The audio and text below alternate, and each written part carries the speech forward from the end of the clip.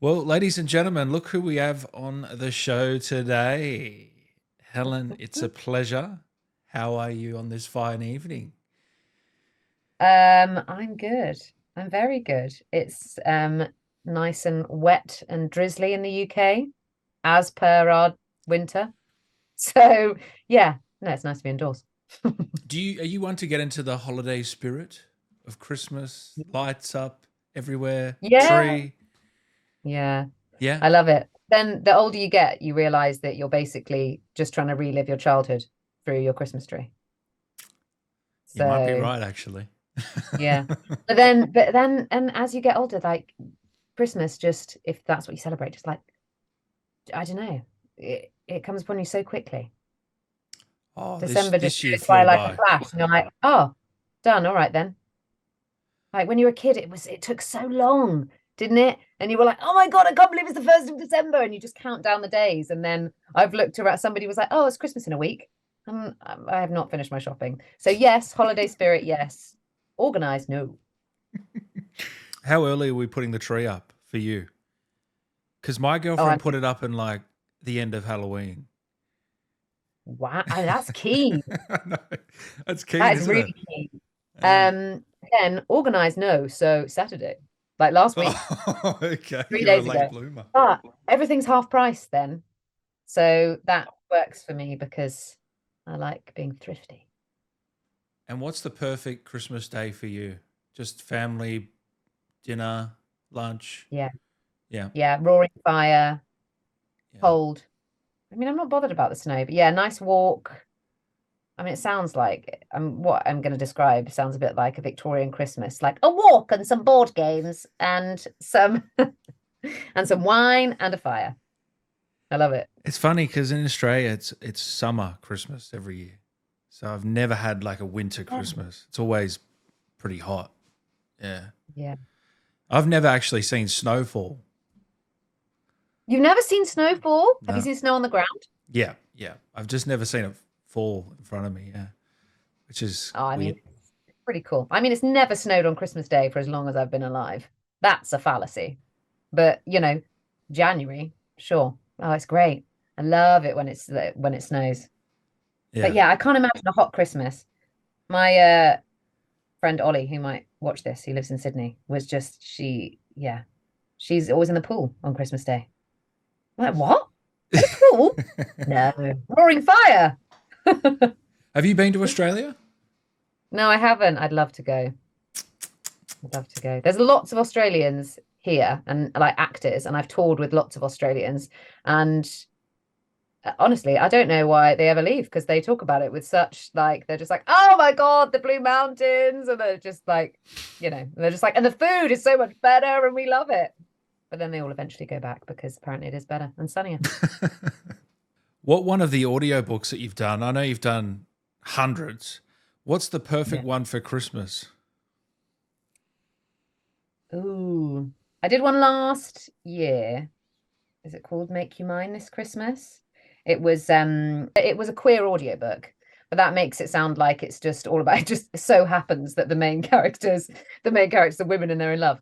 But it was just so good. Like because those are the people, I think I tweeted about it like last year when I did it. Like those are people all in my life. And there's a character who's disabled and stuff in it, and I know that sounds weird, but it's like the only book I've ever read with a disabled character in it.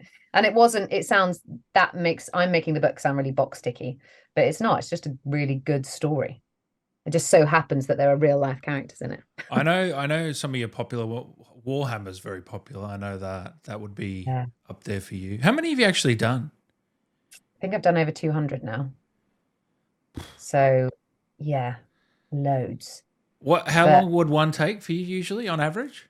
so about I mean your average length about which is about 400 pages would be about 3 days. But that's 3 days in the studio. I've got a home studio and I kind of dip in and out. So books take me a lot longer because I suddenly go like, oh, I'd like a cup of coffee, or, I don't know, there's something on telly or whatever. But yeah, but I love doing them. They're just I've always loved stories.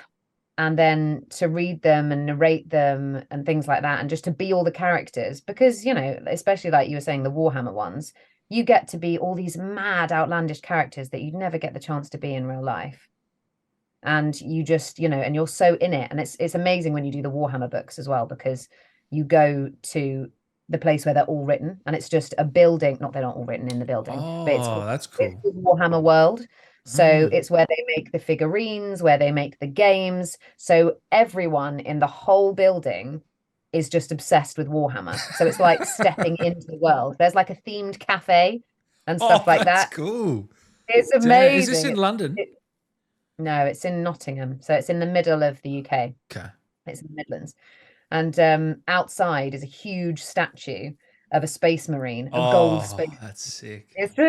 It's just so cool when you go there, and I really, really love it. And it's just and you just get directed really well and things like that, because people know the history behind it. So sometimes with audiobooks, you don't, you know, it's just you on your own recording a book. But then the Warhammer books, you always get loads of detailed lore and stuff like that. And if the voice has ever been done before, they'll have a clip of another actor doing it, and they're like, oh, if you Oh, could make it wow. sound roughly like this, because somebody in the 80s did this voice, and you're like, okay, sure. Although So those people were not. does does it feel a little bit like that with Pit Stop and Baldur's Gate 3? Did it have that similar vibe? They know the characters really well. Yeah. Oh Yeah. my God, it was so nice. But the weirder thing is they know far more than you know. So they're explaining it and they make it sound so simple. And they're like, no, no, this is the storyline. And you're just trying to hold this storyline in your head going, this sounds nuts. But they know, yeah, they know all the lore, they know the characters. Although I think it kind of progressed, like as the writers wrote more and more in, some things slightly changed, but they were kind of, you know, you can offer your performance, but they were like the keepers of the story, if you like. So they were the ones that had to keep it all in their head and guide you in the right direction, which is just a gift as an actor, because you just need to concentrate on what they're giving you. You don't actually need to know all the background, but it's useful sometimes to know the background. Were you asking a lot of questions in the mocap? No? No. Really? No, it was fun. So I watched your interview with Beth and Josh, the directors from Baldur's Gate 3, and they were saying about how you direct certain people. And it's weird. When you go into the booth, there's about or the studio, there's like a half an hour if you've got a new director where you're both working each other out. They're working out what type of actor you are, you're working out what type of director they are, and how you're going to work together. And Josh said something like some actors really respond to imaginative worlds. And I was watching it and I thought, yeah, that's me. Like they have to, if a director can describe the world that I'm in and give me the colors to work with, then I'll just like So go not to even the town. character, just the world building Yeah. aspect. Yeah. Yeah. Yeah. Yeah. But the character I always felt like comes out of that. Like they would give me, yeah, the scene I was in. And I'm a big fan of kind of, as they describe it, like letting my body respond to that description. So for instance, the when Nightsong is trapped, and they said, look, it's really dark. I mean, at the time they described dark underground. Obviously, that's not how it looks now. It's like on this huge plain and it's really, really It's pretty open. epic. But So- yeah, I know it's really epic. But the way they described it, they were like, it's really cold, you're trapped. And I kind of, as they were saying that, like my body language just responded and got like further, you know, in on itself. And yeah, so I respond, I think, to those imaginative worlds. So I didn't ask many questions, actually. I just kind of let them guide me. And then if I made a really mad decision, then they could go, no, that's not what we're vibing with. You know, it was a very physical performance, this one. I really noticed that. The movements, the physicality to it. Is that Yeah. something that you were directed on, or you just sort of I think a bit of both. I think it evolved. yeah. So this was my first motion capture job. And I think when I first went in, I didn't move very much. Like I was afraid to, you know, you get those really old like video games or something where people are just constantly like, Is to that show they're you? alive, they're just doing this, and you're chatting to them and they're like, what? No. And you're like, you're not, what are you doing? You're not walking, you're not moving anywhere. And I was so conscious that I didn't want to be moving just for the sake of it, because actually when you're speaking, you don't move all the time. Yeah. Then whatever director I was with, and I worked a lot with Adrian at the beginning and with Josh, like they kind of just allowed me. They were like, no, yeah, you can move, you can, she's pacing and things like that. Like sometimes the writers would give little notes, she's pacing around the space, she's going round and round. And I asked questions on the physicality. I said, oh, can I do that? Is that okay? Is that something I'm allowed to do? Because I hadn't done any, you don't get taught to do motion capture or anything at drama school. So I was learning on the job. And they were like, yeah, you can absolutely do that. And then, they'd give you little tips like, you should move asymmetrically when you're doing motion capture. So you should move, one hand or the other hand. If you do both hands at once, animation makes you look like a robot. It's the weirdest thing. Like if you do symmetrical movement, they said it just looks unrealistic. Your mind just goes, that's not real. Because people don't move. When I do a hand gesture, I don't do that, if that makes sense. No, yeah. So the physicality, yeah, it slowly came, I think we had this image of a wrestler, like a caged wrestler going round and round like a the warrior. ring. Yeah, like basically winding herself up, because that's all she can do is think. And she's just trapped in this little circle going round and round and round and winding herself up. So the more they fed me that background and that world, I think the more physical her performance became. Yeah. And then obviously there are the actually huge physical bits like the stamping and the and is that all you, even though you were pregnant during some of the filming, I believe? Yeah, I was. Yeah. Shit. Yeah, I think I did the stamping. No, maybe I did it before. I can't remember. But I definitely did. I mean, whether they used my stamping or went, that's no good. But yeah, I did. So I remember doing like because you need that breath, like when she's crushing Ketheric's head, which actually, oh my God, animated looks insane. Like she really, I mean, I had it in my head, but it's just like your own, when she's actually doing it, you're like, he's dead now. He's gone. He's gone. And you knew it was J.K. Simmons? No. So yeah, I didn't know. I just had all these characters were just, I mean, which is incredible. Like his voice is unreal. So he's probably hearing your voice when he was doing the lines, possibly. Who knows? Yeah, maybe. So it just all depended what order you recorded them in, and very occasionally they had the actors and they went, "Oh, we've got this line. We'll play it for you," and that was always great. But no, I never heard Ketheric's voice, so I never heard him. But you had Shadowheart come in, didn't you? You had Jennifer play it alongside you, right? Yeah, just for I think there was just one. There was just one session. I think she was downstairs. It wasn't for that scene, was it? That particular, the release scene. That wasn't the one, was it? No, I think it was and I don't know if everyone will have seen it because it's not in every playthrough, but when she kind of reveals a bit more about the wolves, and there's about Shadowheart's background, and she's like telling Shadowheart the information. So no, it wasn't for that scene. But then occasionally, because she did so much, like, all the origin characters had just like reams and reams of script. It was more often than not if you were, because I mean, it's only ever Nightsong and Shadowheart, really. That's their journey together. So I often had her in my ear, but it was really nice to have like, actually working together live was really, really great.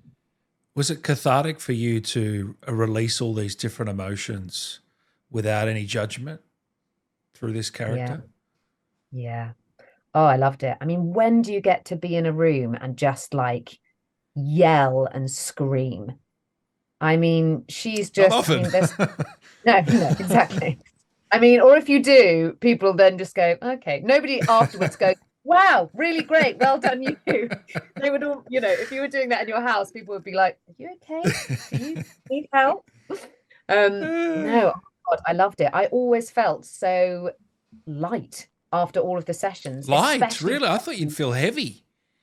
No, oh my God. Well, no, because I mean, I think because any anger that was pent up or any tension, Yeah. I just was released. I just kind of used it. And I think, yeah, if you're going to yell and kind of get upset or anything like that afterwards, you can just, I mean, just it does take a moment to shake it off. But yeah, I definitely did some of it when I was the physical stuff. I definitely did some of that when I was pregnant as well. I think I was about 5 months pregnant, and there was like crash mats and stuff, and um I had to do her dying. When she's, the option when she gets skewered by Char's spear. Oh, that was But you.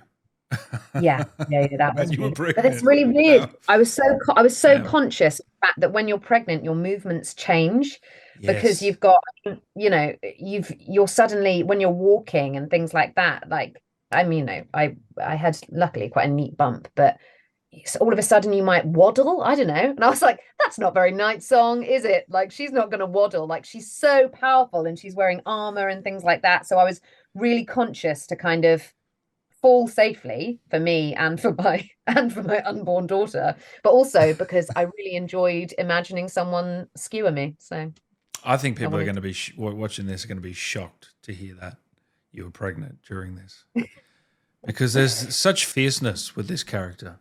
It's just I think that helped, if brilliantly I'm honest. done. Brilliant job, Oh, honestly. thank you. Did your theater experience help at all with the mocap? Do you think? Yeah, Yeah. massively.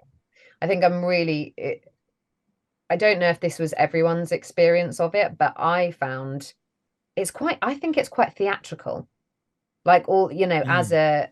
as a video game. But I don't know, for me, if you can do those large emotions on a kind of filmic level.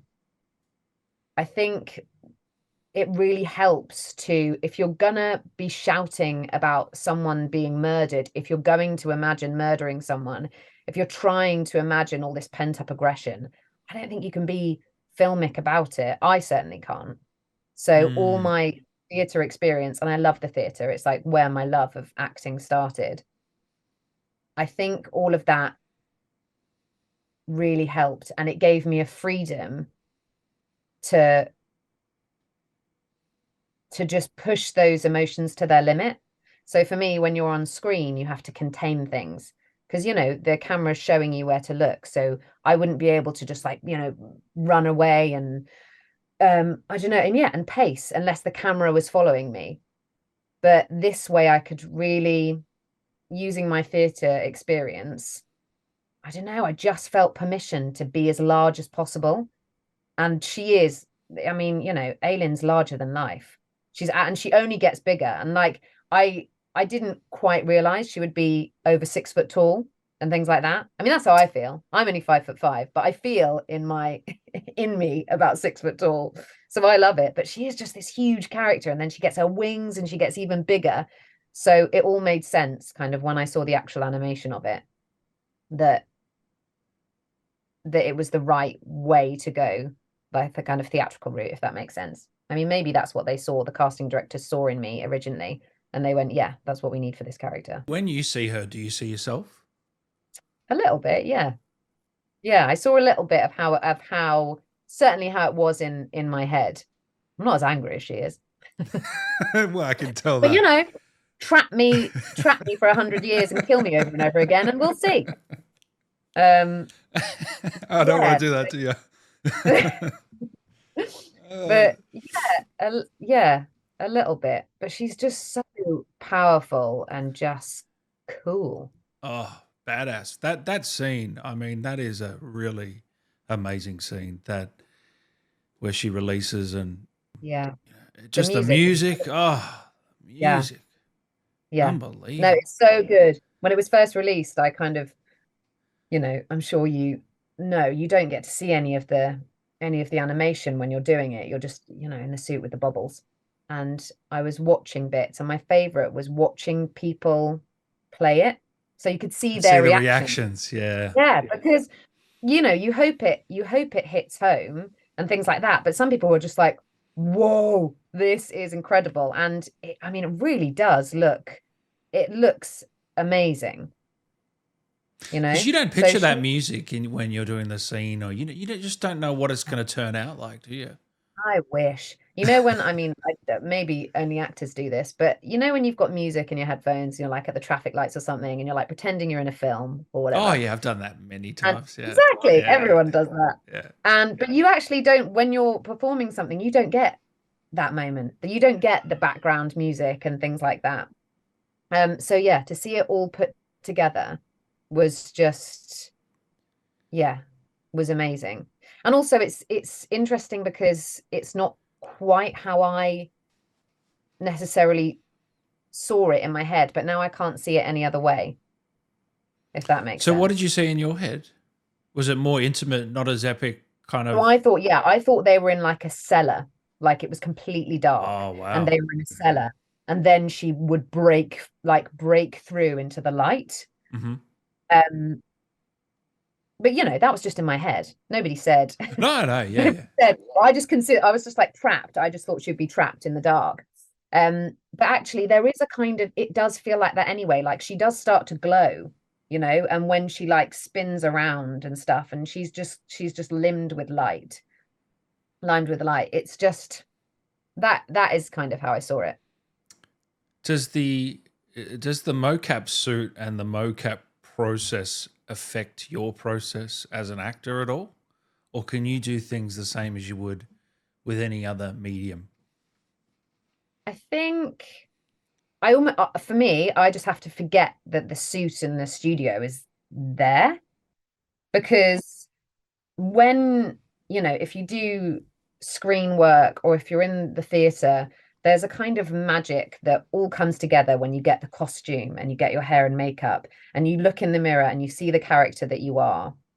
So all that work that you've done then comes together in those final moments and you're like, oh my God, this is who they are. But with mocap, you never get that.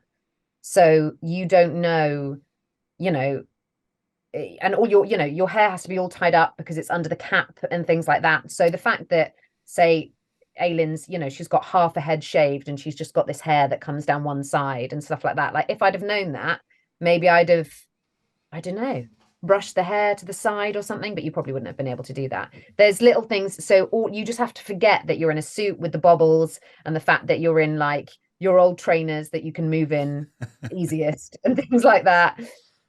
And even forget what you're seeing on the screen in front of you, because you have this little Power Ranger that's in like different colors, which shows you the movements that you're doing. And for me, I Yeah. just have to forget all of that and just paint the picture in my head. Like it's the same thing kind of 2-year-olds do when they play make believe. But you know, that's fun, isn't it? I guess. And you got to swing a massive sword.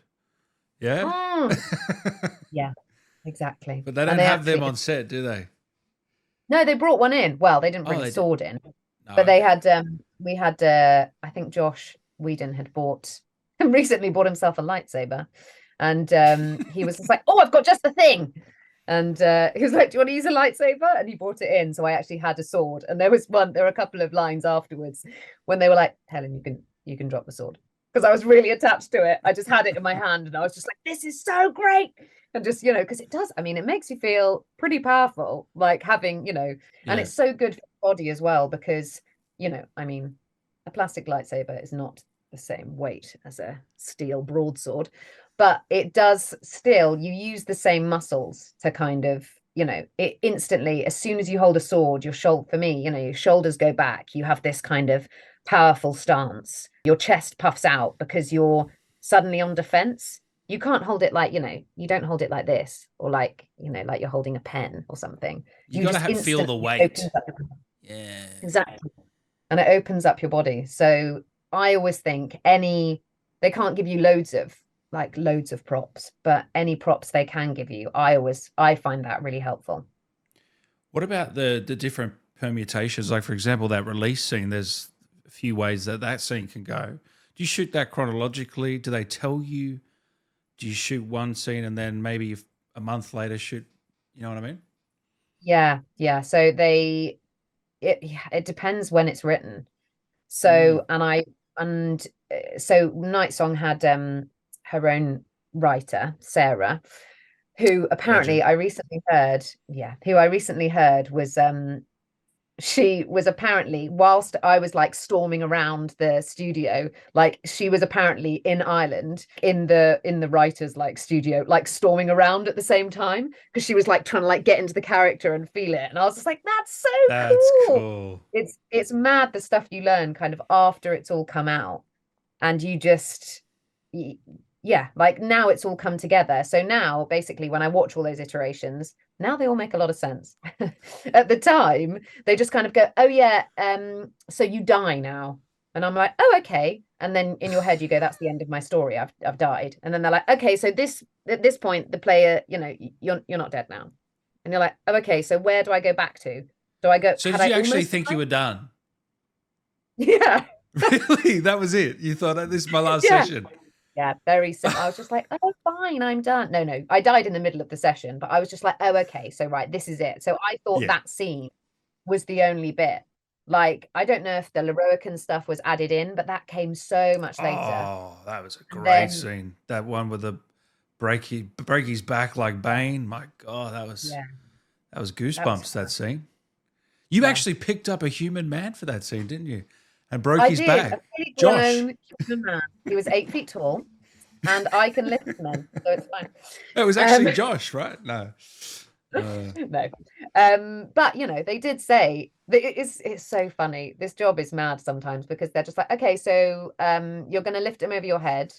And obviously you're not lifting anyone, but you just go, okay. And as an actor, you just go, yeah, fine. There's no pause. You don't go, guys, are we serious? You just go, no, okay. But then you have to like, that's why I see a prop would be good, because you have to like imagine that you can't just go, woof, Oh, I'd even love though to see she's that strong. footage behind the scenes of you doing that. It would look nuts. But yeah, they had little descriptions by those cinematic scenes, and you'd see them as like little stick figures, and they were like, oh, we can show you like the bare bones of kind of what this cutscene will look like, but before or after a line or whatever, and it would be really, really helpful. But I had no idea of how it would actually look. And so her walking up to him when she's doing all that preamble, I didn't, that's animated. I didn't do the walking, but weirdly, I did do the lift and the breaking over the back, which was, yeah. You've pretty reminded cool. me of the scene with Ketheric where you're facing him and that final piece of dialogue and the voice it was just incredible. I'm trying to think what you said, but Is it the just, gods fight by your side? yeah. Oh, That bit. God, I love doing that. that was fantastic. Honestly. Thanks. No, yeah. That's what I mean. Like you can just get to yell. And I was just like, you know what? Because I do a lot of video games, and I'm often, because of my voice, I'm often cast as a soldier or somebody in authority and things like that. So I am well practiced at shouting and just kind of doing walk. And I always think you've got to go for it. Like if somebody's shouting, Yes. "Gods fight at our side," for my money, Oh, there's only one way you can do that. all in. I love it. But not Exactly. everyone does go all in. I have to give you credit. Not they sometimes pull back a little bit. They don't want to go too Yeah. far. But you just went for it. Yeah. Fantastic. I think no, it's great. I had such fun doing it. It was nuts, but yeah, I just think I think everyone did that, the whole cast, like there's no half measures. Everyone just really, really went for it. I mean, I worried at one point. I was like, all her lines are really shouty. Is my performance going to be really one? I was worried it was going to be really one note. It would just come across and people would be like, oh my God, this character, she needs to chill out. So when I had those scenes, because for ages, Isobel was just this figment. And there were no scenes with her. She never gets to see her. And then I died and I thought I was done. So I was just like, oh, well, there we go. Well, her and Isobel never get to meet. And it was so nice. But to the point where I think when I was doing those lines in the scenes with Isobel, the directors kept having to tell me, they were like, okay, you're almost not Nightsong anymore. Sorry, Jen was in the room. That's why I said Shadowheart. She was in the booth. She's not in this room right now. And yeah, they almost had to say, "Oh, you've still got to bring some of that kind of strength back," because it was You went too far soft. Yeah, yeah. Oh. Because it was just, I think I was just so grateful to have a moment of just of releasing that, because she has so much tension. She's always on, and she's always so strong. And I think there were a couple of times where I just went, oh, and just kind of like melted. And they were like, that's good. They were like, keep that kind of melted quality, but you're still in a suit of armor. You're still strong. You're still the Nightsong. And I was just like, yeah, that's true. Although actually, Nightsong is no more by that point. Do you ever find yourself getting emotional in those moments? Because I know a lot of players have gotten emotional with a lot of your scenes, but did you ever get emotional doing them? Yeah, definitely. And there were some lines as well that, and it's strange because I love it when you almost don't know where it comes from. Kind of do a line and the tears just come, or you get emotional and you kind of go, oh, okay, you know that was from a real place. Yeah, there were quite a few bits actually, and I wanted to make sure to keep those emotional moments in, so that she seemed more real, that she does have, because I don't think you can have all this anger. Like, it has to come from somewhere, and anger often comes from fear or love or passion. It's not just, because anger on its own is nothing. It can just fizzle out. So I think it always needed something behind it to make it seem real. Otherwise, that's why I was worried, because I was like, this really needs some basis in truth. Otherwise, she is just this really angry, shouty character. So for me, it was such a gift that they added, that they always had Isobel in, and obviously that complication that she's Ketheric's daughter, and that's just so complicated. But then it added another layer of truth for me. And I know on my playthrough there's a happy ending. I know not everyone got it, but were you happy there was some, there was some happy endings to be had? Yeah. Yeah. I mean, honestly, I think in most video games, you just assume everyone's going to end up dead. Like, so the fact that there was even a single ending where not only was she kind of happy, but she ends up with Isobel and things like that, I was just like, this is great. I mean, there's also playthroughs where Isobel is killed in front of her. And somebody sent me that, actually. I'd never seen, it's just a tiny little line. But I remember doing it, and I was just crying at the time, like doing it and kind of shouting. And and they were just like, they said, oh my God, it's intense. And I watched it and I was like, whoa. And I got taken right back to when I'd recorded it. And I was, I mean, yeah, again, you've just got to be all in. Like, if somebody says the love of your life that you've waited for, for centuries, has been killed in front of you, there's, like, I don't know, you can only be at 100. So how do you get to that place? Just jump in.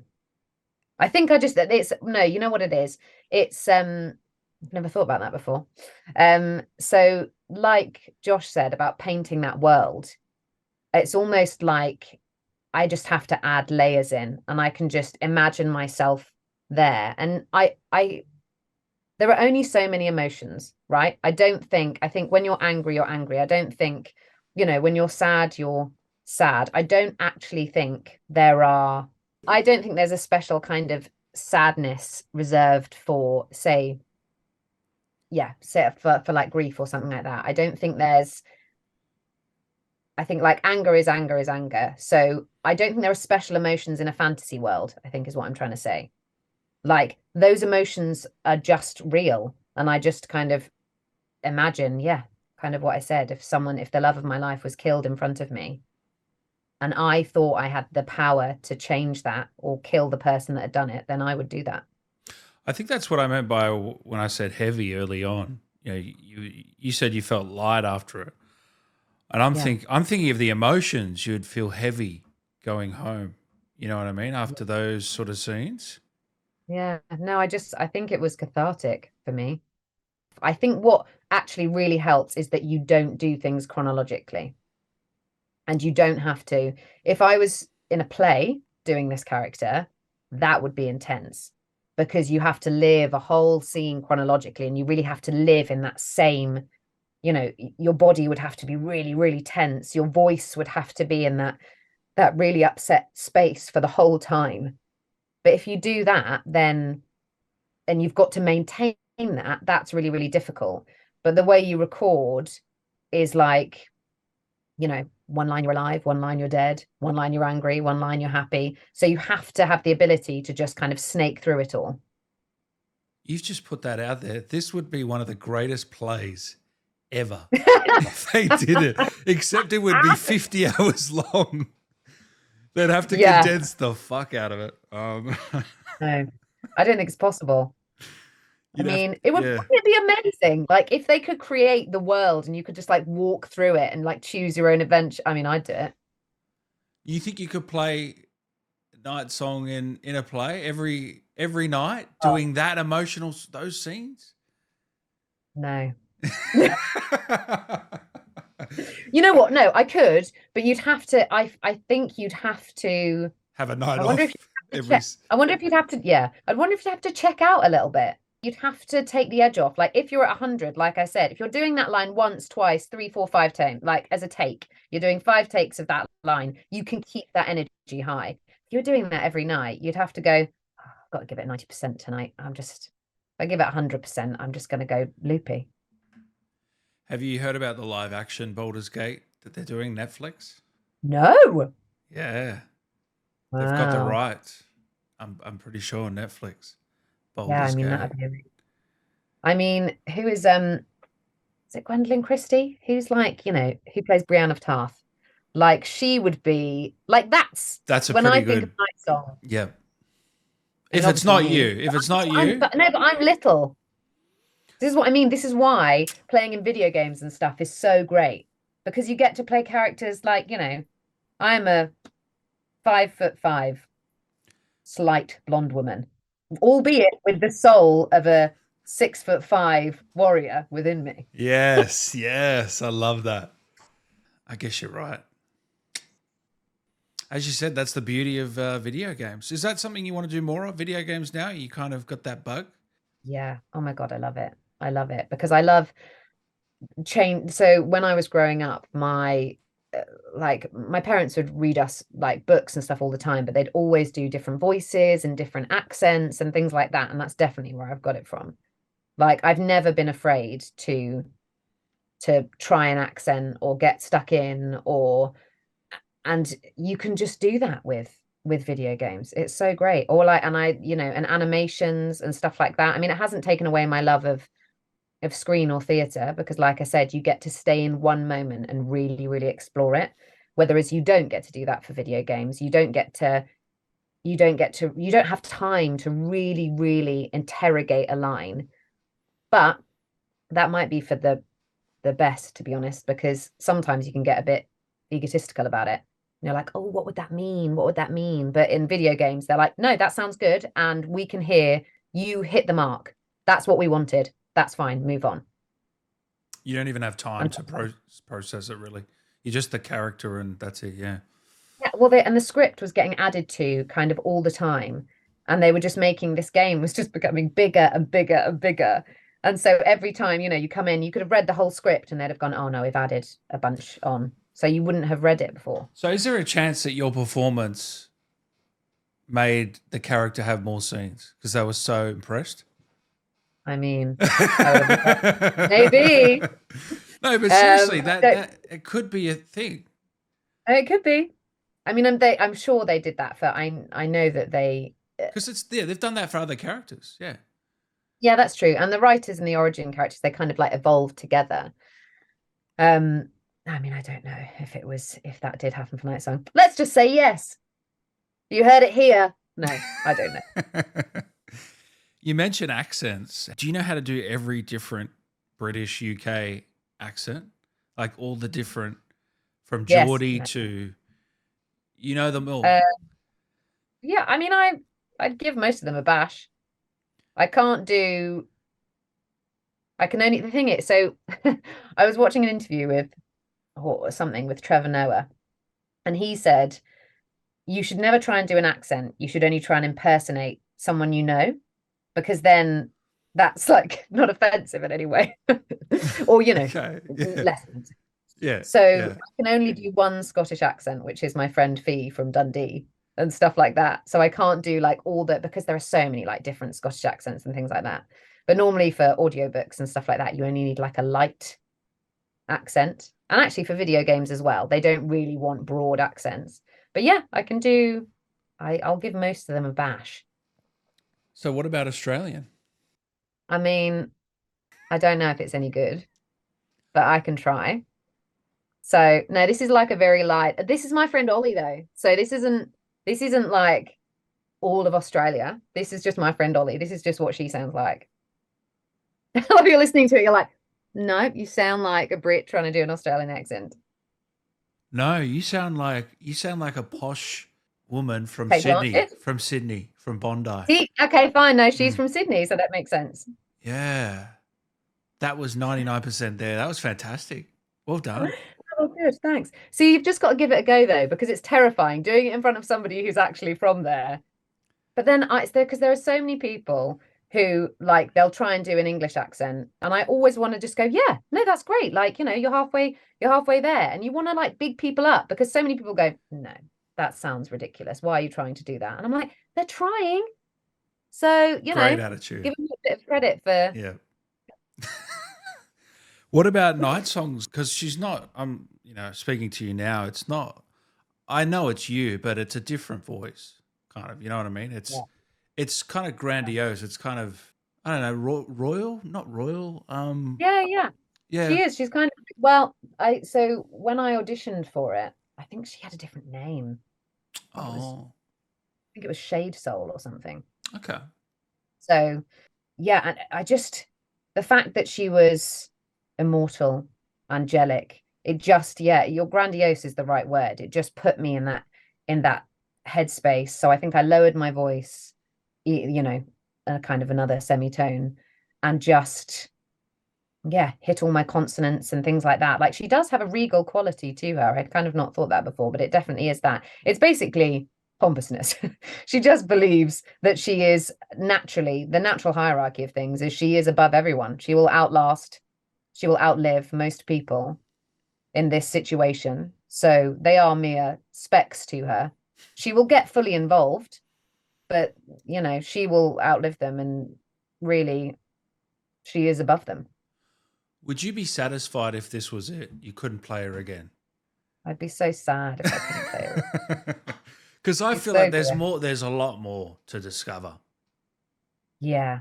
I think that it's so, yeah, it's so, watching all the scenes and stuff now, I think there could have been, I mean, there could be more scenes with all of the characters, right? They've Yeah. made such a great world that you just go, oh my God, all of these stories are untold. But like, I mean, the game would just go on forever because you could I you wouldn't could take, mind, actually. yeah. Well, you could take any of these characters and just kind of go on and on with them, because Yeah. just everyone's kind of made them real, which is amazing. But yeah, I mean, I'd love to play her again. She's definitely in there. She's really easily accessible. You know, Yeah. you choose a base pose at the beginning. It's how the animators stitch all the mocap together. So after you say a line, you go from your base pose, you choose a kind of pose to stand in, and then you do your line, and then you have to go back to the base pose. And her base pose was always really like her shoulders were really far back. She had a hip cocked. So she was just like large, but also relaxed, if that makes I sense. noticed Like her, it. Yeah. See, I noticed and this stuff. I love the little details. yeah. And but then it's so great because they'll show you what your base pose was before. Like they'll go, no, no, it wasn't quite like that. It's because they can do it so detailed. They'll say, they'll say, go into your base pose, and you do.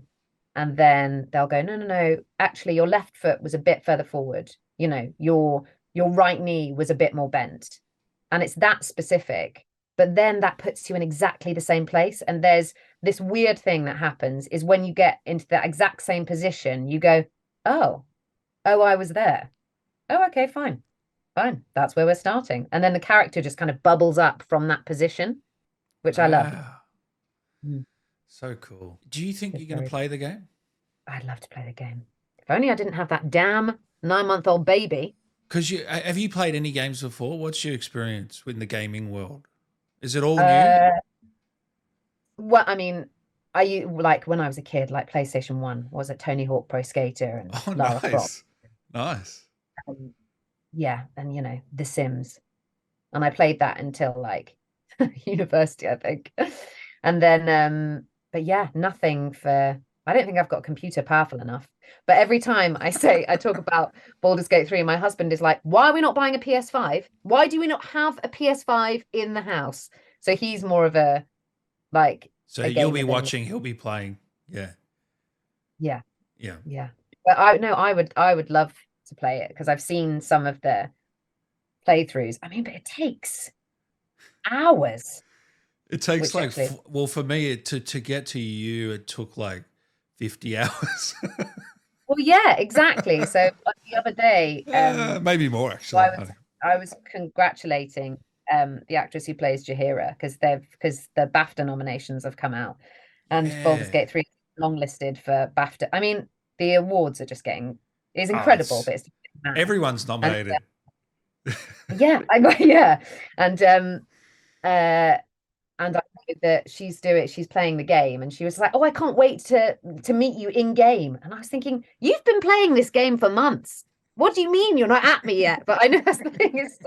It's so far, like to get to me, and as well, you don't the options that you can take.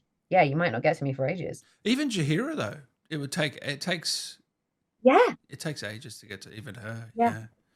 Yeah. No, exactly. I was we were at the wrap party for Baldur's Gate 3.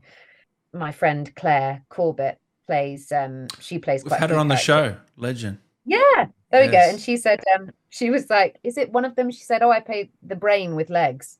And it's like one of the first things that people get to or something. She plays And people, that. No way. yeah, That's yeah. hilarious. So she it's one of the first things that people get to. So she was like, oh, I play a number of characters, and you'd introduce that one. And because everyone had started playing the game, everyone was like, oh my God, that's you? That's amazing. That is hilarious. Yeah, she does really wacky voices. She can go really high, can't she? Yeah. Yeah, her kids' voices are creepy. Oh, they're Somebody, so. somebody that I know at a different studio, because she does loads of audiobooks as well. They're also really good for character voices because they really stretch you. And she did a child's voice apparently, and the engineer thought somebody had let a child in to the studio. They were like, "What? Where's the child?" And I was just like, I mean, that's what you want, isn't it? So now that's my ambition. As soon as somebody told me that, I went, I want to do that. I'm going to do such a good child's voice that somebody thinks a child is So, escaped. can you do a child's voice? Not really. Like they're not. It's not great. That's pretty good, honestly. It's all right, but it's not as good as it's One not more, realistic. one more line. I'm owning it. I'll close Owning my it. eyes. Much like So that's my child's voice. So it's a little bit like young, but I just think it's a bit. I just don't think it's very realistic. You think it's too fairy tale? Yeah. Yeah. Yeah, I know what which you would mean. be fine for animation, but so I'm honing it. I'm going to make it Yeah. realistic. Yeah. Oh, that's Giving it a fantastic. go. That's what you've got to do. You've got to give everything a go and just commit. So, are you still I do. learning new things as you're going on every year? Are you still honing in on your craft, or? Oh yeah, absolutely. I mean, honestly, just watching bits of BG3 that have come out, I would love to do all the scenes again because I've learned so much. Don't say that. I mean, That's not because hilarious. I think they're bad, not Yeah, because yeah, I think yeah. that there's just so much more I could do.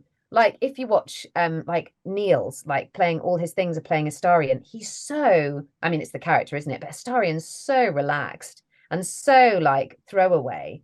And I was kind of like, and the movements that Aylin's are really, like you said, they're kind of really regal and they're quite like placed. And I don't know if this is why I should play her again, because there's even more you could get out of her. So I've been watching all the interviews of, all my castmates and stuff like that. Not all of them, there's tons. It would take longer than the On game. my channel, right? Yeah. On your chat, Yeah. on your channel. Yeah, thanks. And but it's just, I don't know, you learn so much through even just watching other people's performances and things like that. I love the choices that other people have made, and I think that's what makes the world so realistic, is because it's got no two characters are the same anyway, but even the way they move, it's like real life. Unbelievable. It's brilliant. And your husband is an actor as well, isn't he? Yes. What's that household like? Everyone's what if your kid ends up being an actor? You're gonna have a house full of actors. I know. I really hope not. We're going to be those awful actor parents. Like, don't be an actor, be an accountant. Keep your parents in our old age. Yeah, I didn't want to be with an actor, but I don't think he did either. But we were in a play together. We were playing the two leads who fell in love on stage and off stage, so it transpired. You actually fell in love doing that? Disgusting. Really? Yeah. Isn't that funny? Yeah, wow. No, it's lovely. Life imitating art. It's great. You know what? I find it really great. So many people, so many friends of mine who are actors go, I can't think of anything worse than having another actor in the house. But I find it really helpful because we both know the score. If we come home and say, oh, I've got, a self-tape, can you help me with it? I've got an audition, I've got this. It's so great because you have another actor to act off of. Oh, and then you're awesome. You can look at a bit of script and say, this line, it doesn't really make sense. Why can't I get it? And they can, they ask you the right questions, or they'll be like, okay, and you can just have a chat about it, and it's completely in their world. Is there anything you want to say to the fans, Helen, that have tuned in today?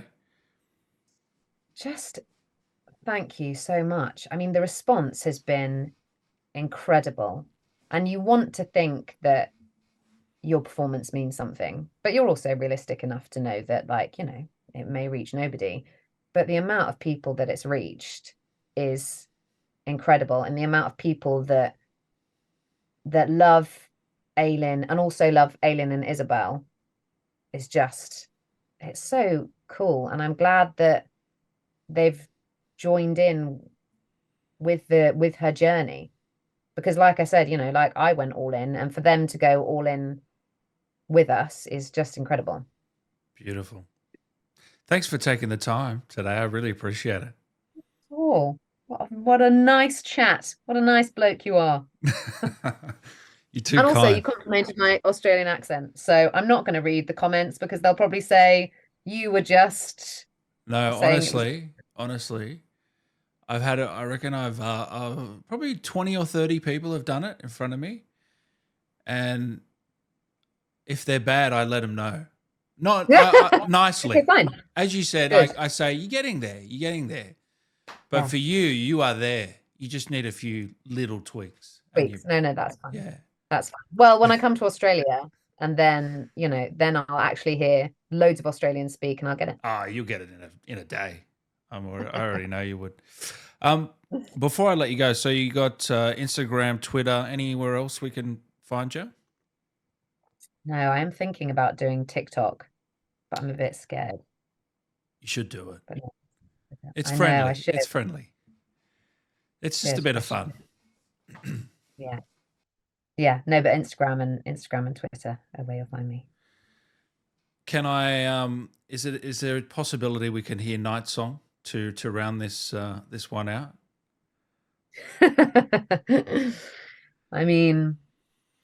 What would she say? Something to Dan. I don't know. Anything you want. Oh, Dan. Well, the Nightsong is no more, so you can't hear from the Nightsong. But maybe Aylin, who's softer and nicer, only when she meets Isobel. But I love her. I love her. I want to play her again. Swen, are you watching? Larian, are you listening? We need more, guys. Get back in. Holidays are no more. We need you back in working. Yeah, Oh, exactly. the poor So guys. don't trap her again, but some other stuff and some more fight scenes would be. I think she's down for another fight. So good. Thank you very much, Ellen. We really appreciate your time. Thanks, Dan. I really appreciate you.